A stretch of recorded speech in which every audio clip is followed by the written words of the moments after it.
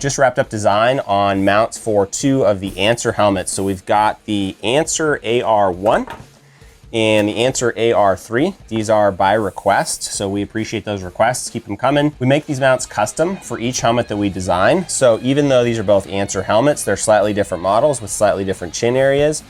And actually these might be really similar, but most helmets are slightly different, and we make them custom for every different helmet, right? And so we make sure that we cut out around the vents. We make sure that we find a nice flat mounting area that we can stick these to, that we respect sort of the shape and design and the profile of whatever the manufacturer's done with that particular model of helmet. We've got 60 plus models. You can check those out, link down in the description.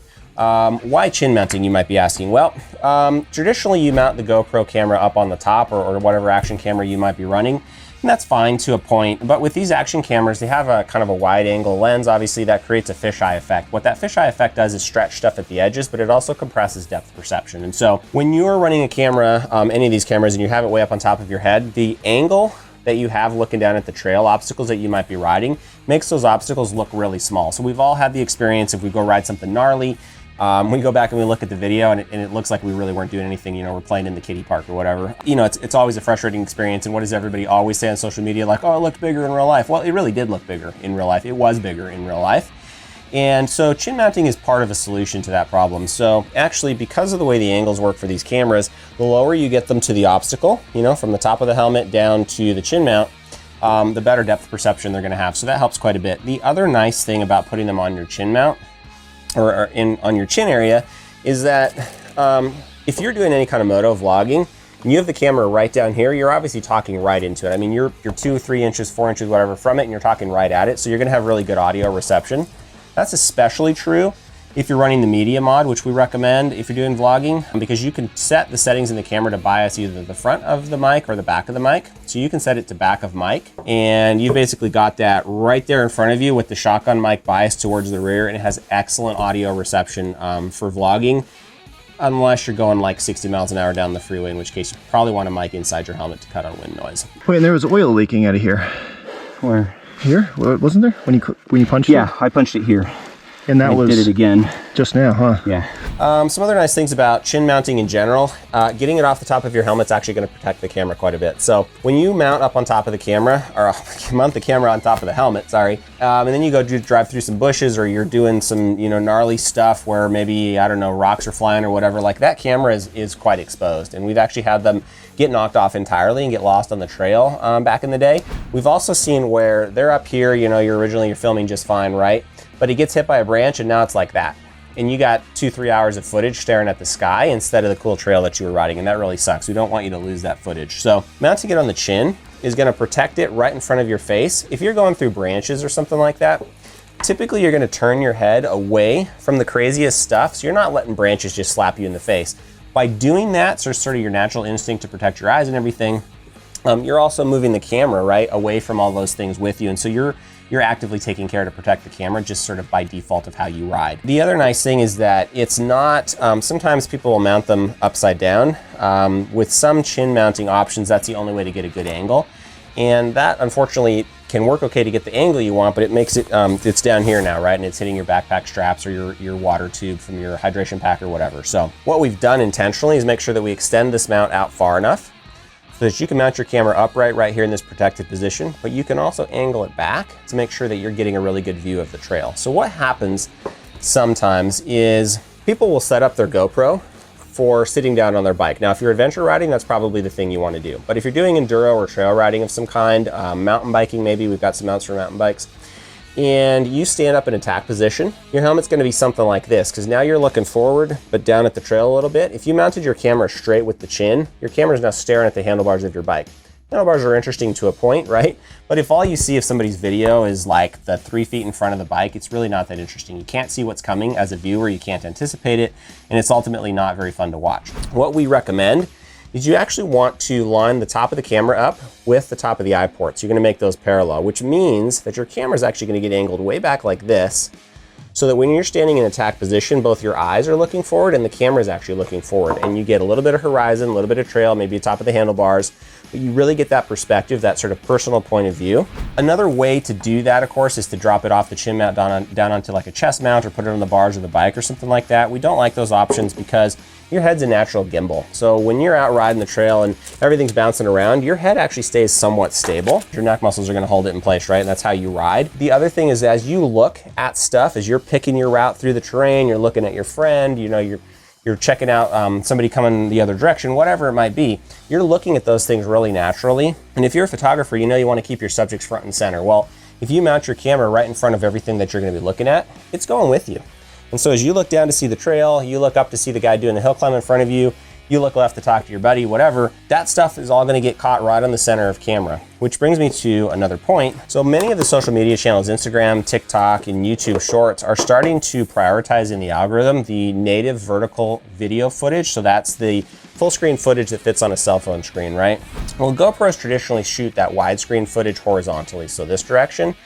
And when you throw that up on Instagram, for example, you get that sort of bar of video and then you get the blank space on top and bottom. That's actually not as good for your viewers. So what we've done is we've just released this 90-degree adapter, and it lets you run our mounts just as they are. You stick that adapter in and it's gonna turn the angle of the forks. So you can now mount your camera at an angle like that. What that does for you is these GoPros actually, if you turn them on in that sideways position, they actually reorient the video, and you're now shooting native 4K vertical video, and you don't have to do any cutting or cropping or anything to get it to look good on a full screen on a cell phone. You're not losing pixels. You get that full 4K native up and down video that you can throw up on TikTok or Instagram for really good effect. When we started doing that, we've doubled our Instagram channel just using this $12 part. So if you have an audience that you're making content for, very cool.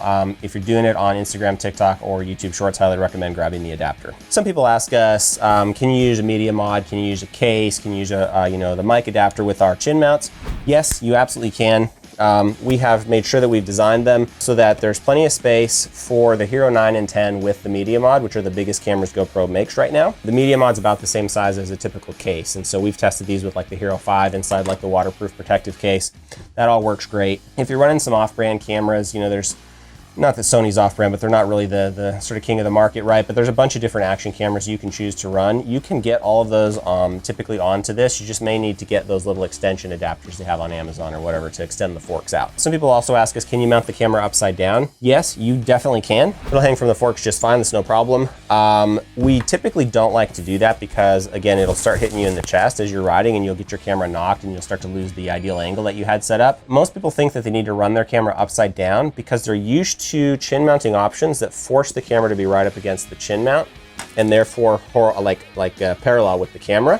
And again, when your head goes into attack position, your camera's now pointing at the ground, right? So to get around that, a lot of people flip it upside down, then they can extend it out. When you get into attack position, you get that good angle, right? Well, we've designed our mounts to eliminate the need to do that. So you'll actually get that sweet tip back angle just by mounting it upright, even if you're running a case or the media mod. So we'll have a link down in the description to all the different models that we make. You can check out our store. There's like 60 plus available there. You can see what you get in the box will be a mount. This one's very different from these Answer mounts, right? So they really are custom fit. A lot of people say, hey, the Bell Moto 10, can I put that on the Bell MX9? No. There are very few crossovers, and we usually highlight those. For most of these mounts, they're one style of helmet, one model of helmet. And so pay attention to the model that's in the title and the description for that mount. If you can't find the mount you're looking for, try the search function or feel free to hit us up. We may not have it yet, but we'll definitely throw it on the list for you. That's how both these helmets got designed, is somebody actually requested them. So we're happy to do that. We will also give you these sweet stickers, okay? So you can bling out your bike. It adds 5 horsepower, I swear to God. We're gonna give you a screw, right? So you can mount your GoPro in case you don't have one. We sell extra screws. If you need them, check them out. You can get a 3-pack for $5. So try to make it convenient for you there. And then we'll include alcohol prep pads, and that's for wiping down the surface of your helmet before you install the mount. It sticks on with the same 3M tape that GoPro uses for their little like footy pad thing, and really secure hold if you get them on there straight. So the trick to getting them on there straight, right, is you're gonna want to model it up against the helmet, right, before you install it. Once you figure out exactly where you want it to go, peel off this 3M backing of the 3M tape, spread the wings just a little bit, put that on where you want it, and let the wings sort of naturally press back into place.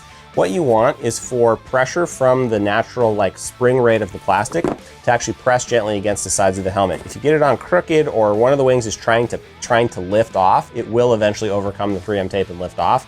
and you'll have problems with attachment. So you want to make sure that the plastic's actually pressing against the sides of the helmet. We've had them on there for months and months, I don't know, 8-9 months at a time without changing it or anything, and no signs of it coming off. I think you could leave it on there indefinitely if you get it installed just right, and if you use that prep pad to clean up the surface of the helmet.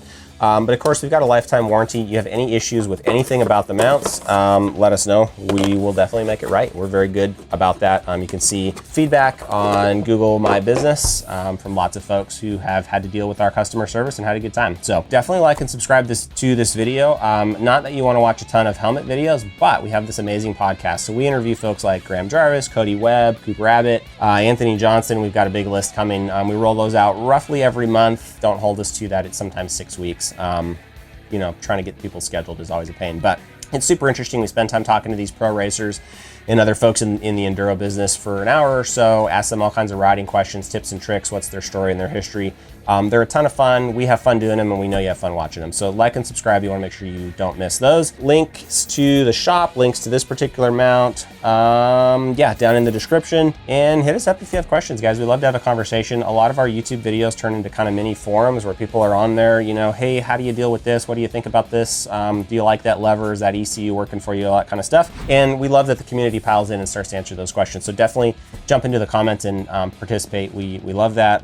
Hit us up. We're always happy to have a conversation. Check us out on Instagram. A lot of fun content, all shot with these chin mounts from our own helmets, or mostly. We once in a while use a phone, but you can get a sense for kinds of things that are possible. I will say, if I didn't say this already, this adapter has changed our life on Instagram. So we've more than doubled our content since we started shooting that native vertical format. So highly recommend doing that if you're primarily shooting for Instagram, TikTok, and YouTube Shorts. Of course, if you're shooting a regular YouTube video like this one, you probably want that widescreen format. So stick with the traditional horizontal mount in that case. But yeah, thanks for checking out our Answer, what is it, AR3 and AR1 mounts, and we'll see you next time. Thanks, guys.